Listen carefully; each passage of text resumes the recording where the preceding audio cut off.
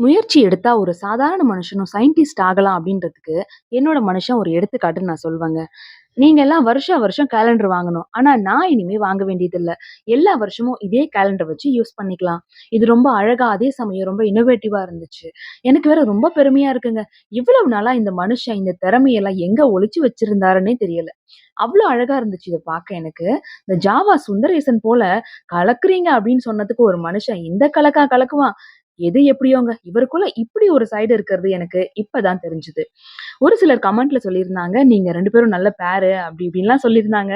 எனக்கு கேட்க சந்தோஷமா இருந்துச்சு. ஆனா நாங்க பேர் தான். ஆனா நல்ல பேரா அப்படின்னு கேட்டீங்கன்னா, தெரியலன்னு தான் சொல்லுவேன். இந்த கடவுள் இருக்காரு, எல்லாத்தையும் ஆப்போசிட்டா தாங்க செய்வாரு. உதாரணத்துக்கு என்னையே வச்சுக்கோங்களேன்.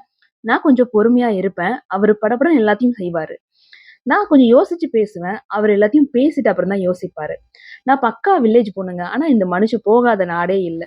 அவர் நல்ல உயரம். ஆனா நான் கொஞ்சம் குள்ளம். அவர கம்பேர் பண்ணும்போது. இப்படி சொல்லணும்னா சொல்லிக்கிட்டே போகலாம். ஆக மொத்தத்துல எதிரும் புதிருமா இருக்கிறவங்கள ஒண்ணு ஒண்ணு சேர்த்து இந்த கடவுள் நடத்துற டிராமா கம்பெனில மாட்டிக்கிட்டு முழிச்சுட்டு இருக்கோம். எனக்கு தெரிஞ்ச வரைக்கும் பெர்ஃபெக்ட் பேர் அப்படின்னு இங்க யாரும் இல்லங்க. அவங்க அவங்கள தங்கள பெர்ஃபெக்ட்டா மாத்திக்கிறாங்க. அவ்வளவுதான். ஃபைனலா இதோட அவுட்புட் எப்படி இருக்குன்னு நீங்க கமெண்ட்ல சொல்லுங்க. தேங்க்ஸ் ஃபார் வாட்சிங்.